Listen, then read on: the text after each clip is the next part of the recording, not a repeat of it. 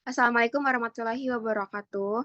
Kami dari kelompok 2 yang terdiri dari saya sendiri, Fatwa Ilmiah, dan juga rekan saya, Wahyudin. Kami di sini akan mempresentasikan tugas audit komunikasi. Sebelumnya, pengertian audit komunikasi. Istilah audit komunikasi diperkenalkan pertama kali oleh Giorgio Ordine dalam kasus dapat yang ingin menunjukkan bahwa proses-proses komunikasi bagaimanapun dapat diperiksa, dievaluasi, dan diukur secara cermat dan sistematis sebagaimana halnya catatan keuangan. Sedangkan menurut Anthony Booth, mendefinisikan audit komunikasi sebagai proses pembuatan analisis atas komunikasi yang terjadi di dalam lembaga organisasi oleh konsultan internal maupun eksternal dengan tujuan untuk meningkatkan efisiensi organisasi. Definisi konsep mengenai humas merupakan bagian yang penting dalam sebuah lembaga organisasi, yang mana keberadaannya dibutuhkan untuk menciptakan dan memperoleh saling pengertian dengan publiknya. Upaya menciptakan saling pengertian itu dilakukan melalui proses komunikasi.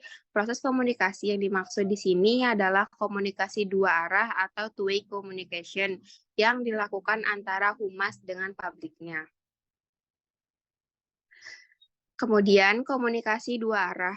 Menurut Effendi, komunikasi dua arah atau timbal balik yaitu komunikator dan komunikan menjadi saling tukar fungsi dalam menjalani fungsi mereka. Komunikator pada tahap pertama menjadi komunikan, dan pada tahap berikutnya saling berganti fungsi. Sedangkan menurut John R. William W. Wilmot, komunikasi dua arah bisa disebut juga sebagai interaksi. Dalam komunikasi ini, komunikan dapat memberikan umpan balik atau feedback kepada komunikator sebagai tanda pesan tersebut sudah diterima.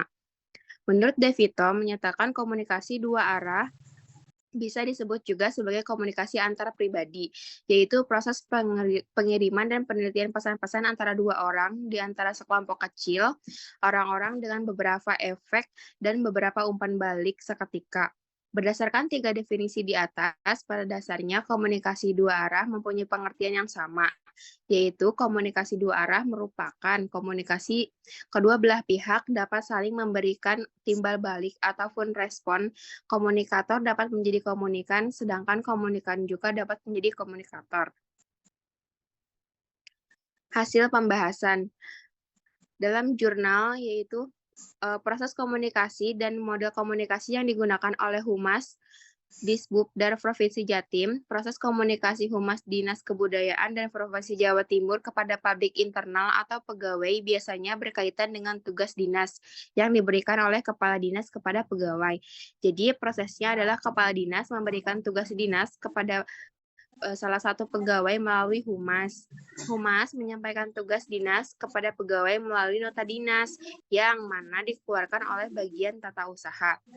Efektifnya adalah humas terletak pada bagian tata usaha sehingga proses penyampaian pesan kepada pegawai bisa menjadi satu jalur.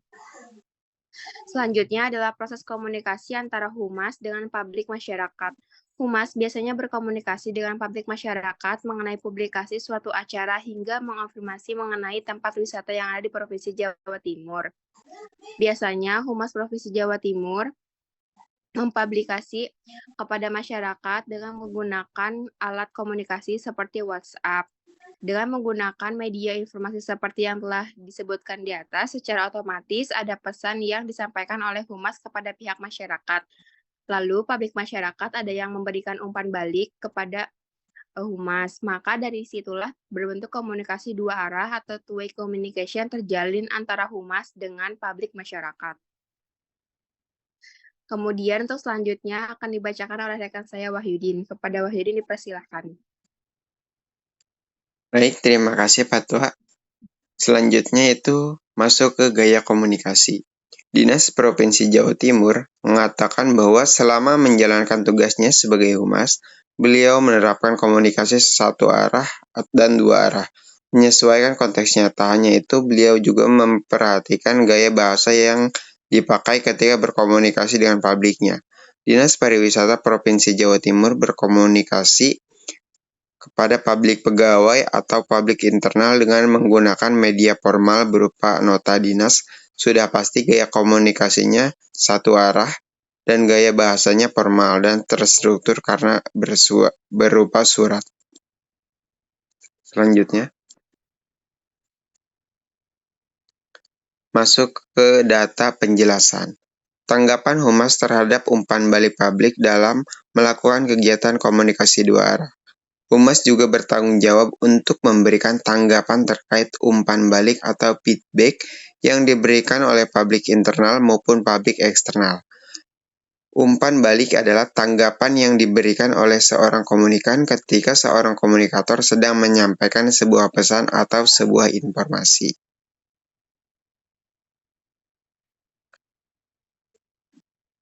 Selanjutnya itu bentuk komunikasi dua arah terkait tanggapan Humas terhadap umpan balik.